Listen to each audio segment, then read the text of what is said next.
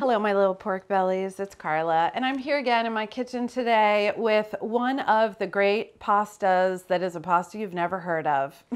That's right. Today I am making carbonara. It's not carbonara, and I'll tell you exactly why. In order to make carbonara and write carbonara for a North American audience, one of the first things that we always say is, traditionally, carbonara is made with either pancetta or guanciale, but if you can't find them, use bacon. Well, it's a super f***ed up thing to say because actually carbonara is a very specific dish. It's one of the classic dishes of Rome.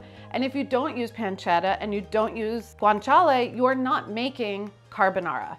I thought, why don't we just lean into the bacon of it all? We're gonna let bacon be our leader. We are intentionally choosing bacon. We're gonna get chewy and crunchy and creamy and sassy. It's not carbonara, it's carbonara.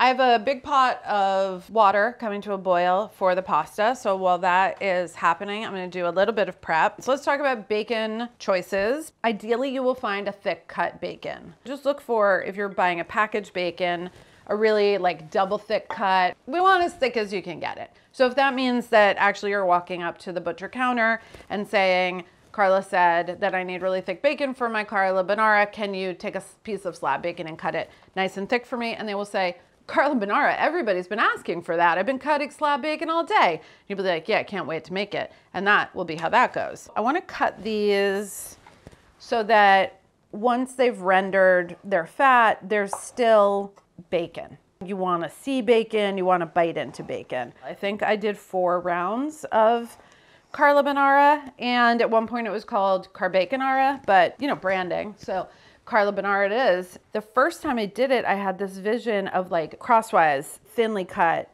more like this size. And I got them like super, super, super crispy. And then I thought that was gonna be what I wanted. They were too crispy, if there is such a thing. And I didn't like the size of them at all. And we didn't go with that version. Where we went was back to a little bit of a wider cut so that you can get crispy, but also have some chewy in the center. When you go that small, it's just all crisp. This is half a pound. Depending on how thickly cut your bacon is, that could be like between 6 and 8 slices. There's other things like eggs in this recipe that obviously overlaps with the classic carbonara. I've also got parm, a little bit of olive oil. So some of the flavors definitely inspired. And then some things, I don't know, dare I say, we've made improvements. Bacon is done. I've got walnut halves. These are raw, not toasted, not roasted, not seasoned. And I'm gonna cut these. It's a very annoying thing to write into a recipe, but like medium fine or on the finer side of coarse. What is that? Smallish pieces? Like I don't want you to mince it, but I also don't want a walnut half. I don't know. Are they 1/4 inch at the end of the day? Are they pinoli size? They're closer I am to finely chopped. You guys saw Barbie? Cool. I went to the walnut. Looks great. You want to go coarse, go coarse. You want to chop it in tiny bits. I can't, I'm not there and I can't stop you. Time to go. We're starting cold. That's going to help us get better rendering of the bacon. If you go right into a hot pan, you get seizing and you get searing and you might get browning before you have given time for rendering. So our beautiful thick cut bacon goes in and then I'll put it over medium. This is in general just a good practice whenever you're making bacon or any other fatty pork product. So I'm gonna cook this gently, encouraging the fat to render until it is somewhere between crispy and chewy. Sort of like half the fat will be rendered when it's at the texture, some amount of browning, and that's gonna take 10 to 14 minutes. Right on schedule. My bacon is gorgeous and beautiful. I'm gonna kill the heat, take it out, and I have a little paper towel lined plate over here. I want all of these renderings though, so I'm putting it on the paper towel to keep it this like beautiful, crisp, chewy. And I'll show you the texture once I have them all out on the plate. This is a pretty perfect one right here. You're getting some browning around the edges. It's starting to crisp up in the center. This little meaty part got darker. It's firm, but it's chewy. And some of these have little crispy edges. So that's perfect. I'm gonna save the renderings and I wanna use a measured amount. So I'm gonna pour all of them off in a little heat-proof bowl. And then I'm going to return 3 tablespoons back into the pan. I don't want the finished dish to be greasy, so that's why I measured. And also bacon, the fattiness, like, you know, sometimes you'll get strips of bacon that seem like they're all fat and then you would just have a lot more fat in the pan than I do. So it might seem slightly fussy, but I want you to know why. Measuring that 3 tablespoons back in. This is the fat that I'm going to toast the chopped walnuts. I turn the pan off. I'm going to put it back over medium heat. The walnuts are going to pick up some of the saltiness and the brine of the bacon. I'm still going to season them, but just keep that in mind that even though you haven't added salt, these are going to be salted by the fat in the pan. These are going to cook for about 3 to 5 minutes. Go by what they look like, not necessarily by the time. You want to see some nice golden brown on all of the lighter sides. They should smell really aromatic. Don't take them too far. Burned nuts or overly browned nuts can be tannic and bitter. So just keep an eye. It goes pretty quickly, and season at the end. In the 2 or actually almost 3 versions of carbonara that I made, I just wasn't like, it wasn't enough. Like it just needed more everything.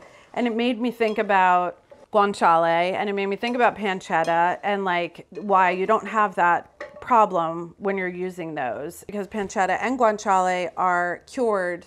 They're not smoked, but they're cured with various spices. And so the simple add of chili flake into the walnut like brought a lot to the table at the end. This is also the reason why there's a little lemon zest and a little garlic. Just, I felt like the dish was missing some of the little bit of sourness that you get from a cured meat, a little bit of the funk, a little bit of the heat. That explains that. We still love bacon. Water is boiling. Time for pasta droppage. Because this is Carla Bonara, Carla's like, I'm obsessed with this shape. They're like fusilli gigante or something. It's everything to me. This shape is literally everything to me. While the pasta's cooking, I'm gonna pull together everything that's gonna go into the sauce at the end. So I'm using 3 large egg yolks, and I'm gonna try to do the trick that all the pastry chefs do. That instead of separating the egg, you do this. I usually break the yolk when I do it, but I feel wild. I feel crazy today. Living on the edge. Instead of backing and forthing, you just take the yolks out. Just like that. Oh, it's so much easier. Wow. It's so easy and simple. Okay, so you just go blop. See, this is the thing. People are like worried about breaking the yolk. Like it's borderline difficult. I'm back and forth and blurb, blurby, blurby, blurb. I think I'm ovulating. I would say that technique doesn't work for me. To my egg yolks, I'm adding ½ a cup of ricotta. So the ricotta is delicious, obviously. It's a cheese, it's sweet, it's lactic. Also, making like a dairy egg yolk mixture here is gonna help with the creaminess of the finished pasta without loading us up with tons of egg yolks or risking potential egg yolk scrambulation later. So I'm using ricotta. We've got parm in this dish. We've got walnuts, bacon, like this, all of this like totally goes and is delicious. And it's not gonna feel like a ricotta pasta. It's just gonna feel really luscious and creamy without all of the saltiness necessarily of just doing 100% parm or pecorino. Speaking of parm, whole bunch also going in. Zest of 1 lemon.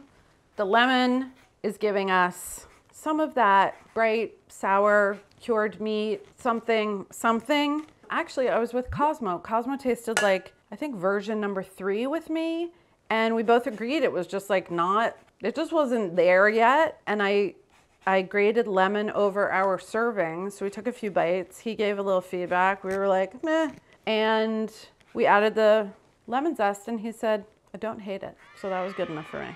His taster is better than mine, 100%. Like the tongue ages with the rest of us. But does it get wise? Well, the tongue has, yes, the tongue is wise, but the tongue is also like a bit deadened. I don't want to say the tongue has become jaded, but like certain flavors, the tongue is like, yes, I have tasted that before. I'm not like gonna go like get all excited about it again. So that's, I think, where my tongue is at. Okay, it's gonna look really tight, but I want everything combined. And I'm going to use what's remaining of my bacon fat just to give this like also some bacony goodness. And fat carries flavor. Ricotta is fairly low fat, actually. I'm not gonna add this to the pasta directly. If I were to do so, like I did during development, I would scramble the eggs. What I'm going to do is I'm gonna temper the eggs by adding some of the hot pasta water, slowly bringing the egg up to a warmer temperature so that then when it combines with the hot pasta, it's gonna go through instead of seizing up and scrambling. You do wanna whisk the whole time you do this. Having the ricotta in here with the egg yolk is another nice little insurance policy that the egg yolk won't scramble because there's lots of other ingredient here and like the mass of that ingredient is gonna help spread the egg yolk around. So this is also like the amount of water that I would normally scoop out of the pasta anyway to set aside to toss in while I'm making the sauce. I'm gonna hold back a little bit, but even though it looks liquidy, I would have added a ton of pasta water to the sauce anyway. Last but not least, my walnuts have cooled down enough. I'm gonna toss together the bacon walnut mixture in a vessel that is slightly too small, being true to myself. Big round of applause for Fusilli Gigante. It's very Al. It's not the Al that I normally tell you guys to do because I'm not gonna put it back over the heat after draining. I'm back from draining. Same pot, hot pot. See the steam? Super hot. Noodles are going back in. So now I'm gonna add my egg yolk, ricotta mixture back into the noodles while stirring. Again, we're just making sure we don't get any scramblation, and you're gonna smell right away delicious lemony aromas because the lemon is now hitting this hot pot. It's opening up. You're gonna get delicious garlicky aromas. I can just stay here and stir until I start to see this thicken. And it's gonna thicken because the egg yolk is tightening. It's gonna thicken because the parm is melting and becoming more of a binder. And it's going to thicken because some of the starch is rubbing off of my beautiful fusilli. So something that was once quite liquidy is now not. It's like heavy cream texture. It's coating, it's holding together. It's rich, it looks like a sauce. Now, half of the bacon walnut mixture is going to go in. The other half of the bacon walnut mixture is gonna be something that people can sprinkle onto their each individual plates. We want them to see the bacon. We want them to feel the bacon.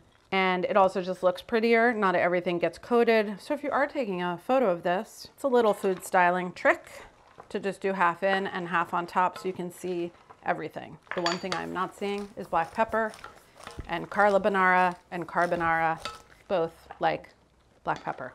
To quote my dear friend Molly Baz, with this pasta, more is more. Lay it on. You don't want a pasta that at the table you have to like add a ton of cheese, add a ton of salt, add a ton of pepper in order to make what you've been served taste good. It should really need like not very much. So make sure this is what you want to eat. Carla Bonara, ready to be served. So the way that you could do it is you as the server and the preparer, you could top everybody's plate with the little bacon walnut extra smoochy goochies, or you can bring this to the table with the parm and everybody can do it themselves.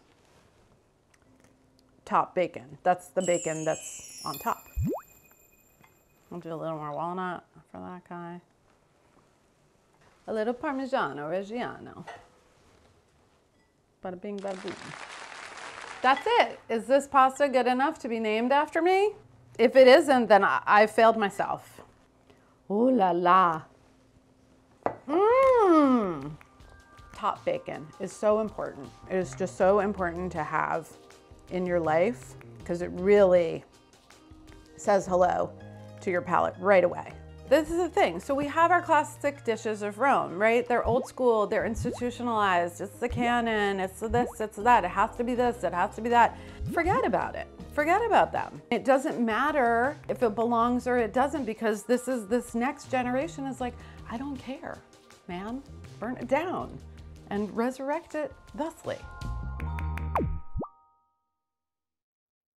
Have you ever seen a baby eat a lemon? Talk about a taste sensation. Babies are flipping out when they taste stuff. I put salt in my baby food. You're not supposed to, but I was like, I have to put a tiny bit of salt into this because I really want it to taste good. They turned out just fine. They've got great little palates.